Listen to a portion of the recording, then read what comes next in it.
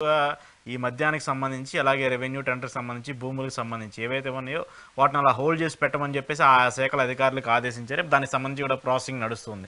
So ఏంటి జగన్మోహన్ రెడ్డి గారు next step ఏమన్నా ఆయన అరెస్ట్ చేసే అవకాశాలు ఉంటాయా?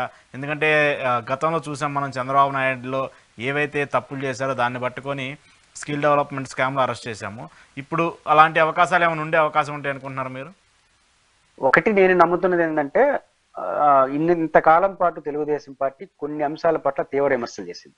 అది మైనింగ్ కావచ్చు, ఇసుక కావచ్చు, మద్యం, ముఖ్యంగా ఈ 3 అంశాల పట్ల చాలా సీరియస్ అలిగేషన్స్ పవన్ కళ్యాణ్ గారు కూడా చేశారు.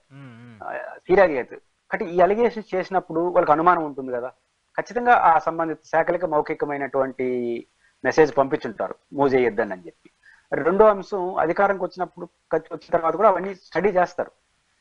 వీళ్ళు చేసిన రాజకీయ విమర్శలు వేరు, స్టడీ చేయరు. వీళ్ళు ఖచ్చితంగా స్టడీ చేస్తారు. టెక్నికల్ గా తాము ఏదైతే ఇంతకాలం పాటు తీవ్ర ఆరోపణలు చేసినామో దానిపైన స్టడీ చేయాలి. ఎందుకు చేయాలి? చేయడం ధర్మం, ఎందుకంటే తప్పు జరిగినప్పుడు చర్య తీసుకోవాలి. రాజకీయ బాధ్యత కూడా కదా. ఇంతకాలం మనం జరిగిపోయిందని విమర్శించిన తర్వాత, పవర్లోకి వచ్చిన తర్వాత దానిపైన స్టడీ కూడా చేయకపోతే ప్రజలు ప్రతిపక్షం ఉన్నారు కాబట్టి మాట్లాడినట్లే అనుకుంటారు. కాబట్టి ఖచ్చితంగా తెలుగుదేశం పార్టీ తాము ఏదైతే సీరియస్ అలిగేషన్స్ ఇంతకాలం చేసిందో దానిపైన చట్టపరమైన చర్యలకు పోతారు. సరే, చట్టపరమైన చర్యలు పోవడం వరకు కన్ఫర్మ్ గా అనుకుంటున్నాను, ఎందుకంటే అంత పెద్ద అలిగేషన్ చేసిన తర్వాత పోకుండా ఉండరు. ఇది ఫస్ట్ పాయింట్. కానీ పోయిన తర్వాత టెక్నికాలిటీ ఆధారపడి ఉంటుంది. మీకు నేను ₹1,00,000 ఇచ్చేసాను అన్నాం అనుకోండి, అది నిజం కావచ్చు, కానీ రేపు రుజువు చూపించాల్సిందే కదా. టెక్నికల్ మీ బ్యాంక్ అకౌంట్, నా బ్యాంక్, ఏదో ఒక రికార్డు చూడాలి. కాబట్టి రాజకీయ విమర్శ అనేది ఈజీ. రేపు టెక్నికల్ గా ఉన్నారనుకోండి పాయింట్, ఖచ్చితంగా యాక్షన్ తీసుకుంటారు, వదలరు. లేకపోతే విచారణగానే ముగిసిపోతుంది. తప్పు ఒప్పులు ఇక్కడ ప్రధానం కాదు, ఆన్ రికార్డ్ దొరకాలి.